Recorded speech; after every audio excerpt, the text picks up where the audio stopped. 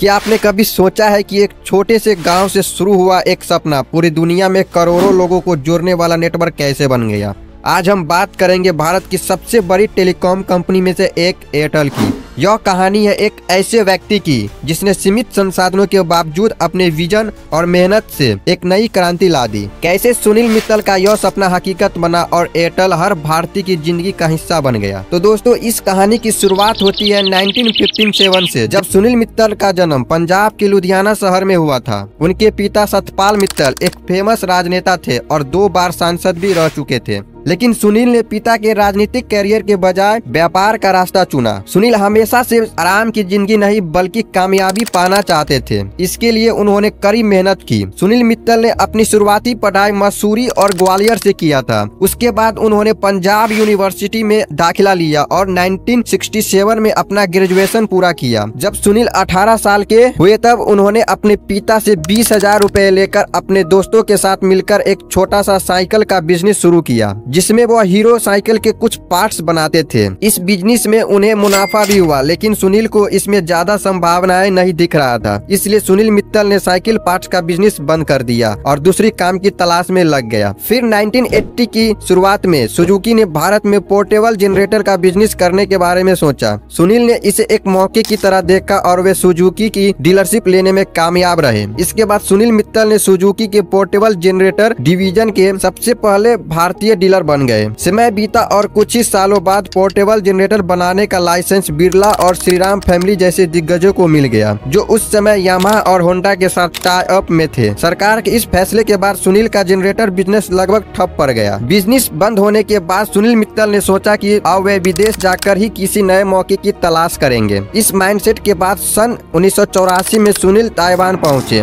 वहाँ उनकी नजर पुश बटन वाले टेलीफोन पर पड़ी। उस समय भारत में रोटरी डायल्स वाली टेलीफोन यानी उंगली से घुमाने वाले चलते थे। सुनील ने इस अपॉर्चुनिटी को देखते हुए पुश बटन टेलीफोन को भारत में इंपोर्ट करवा लिया। इसके बाद उन्होंने भारत में बीटल नाम की कंपनी की शुरुआत की। 1990 के दौर में ही बीटल 25 करोड़ रुपए का एनुअल रेवेन्यू कमा रही थी। मतलब कंपनी बिजली की रफ्तार से प्रॉफिट बना रही थी। 1991 में ग्लोबलाइजेशन के दौर में भारत ने टेलीकॉम सेक्टर में प्राइवेट प्लेयर्स को इन्वाइट किया। सुनील मित्तल ने भी इसमें अप्लाई किया, लेकिन इसमें सिर्फ 4 कंपनियों को टेलीकॉम बिजनेस का लाइसेंस मिला। उसमें से एक कंपनी सुनील मित्तल की भारतीय सेलुलर लिमिटेड थी। 1995 में बनी उस कंपनी को आज एयरटेल के नाम से जाना जाता है। 1995 में एयरटेल जब मार्केट में आई तो उसकी चुनौती के तौर पर बीएसएनएल जैसे सरकारी कंपनियां मार्केट में पहले से ही मौजूद थी। इन कंपनियों के पास सरकारी फंड्स के साथ साथ बेहतर इंफ्रास्ट्रक्चर भी था। बीएसएनएल की ताकत थी इनकी बढ़ती रीच। गाँव तक इन कंपनियों के नेटवर्क फैले हुए थे, लेकिन इनके बिजनेस मॉडल में एक कमी थी, वो था इनका खराब अप टाइम। दरअसल बीएसएनएल पर इतने ज्यादा ग्राहक निर्भर थे कि आए दिन उसका नेटवर्क क्रैश हो जाया करता था, जिस कारण घंटों तक कॉल कनेक्ट नहीं हो पाते थे। इन कंपनी की इसी मजबूरी का फायदा उठाया एयरटेल ने। इसी कमजोरी को एयरटेल ने अपनी ताकत बनाया। 1995 में जहां एयरटेल सिर्फ दिल्ली एनसीआर में मौजूद थी,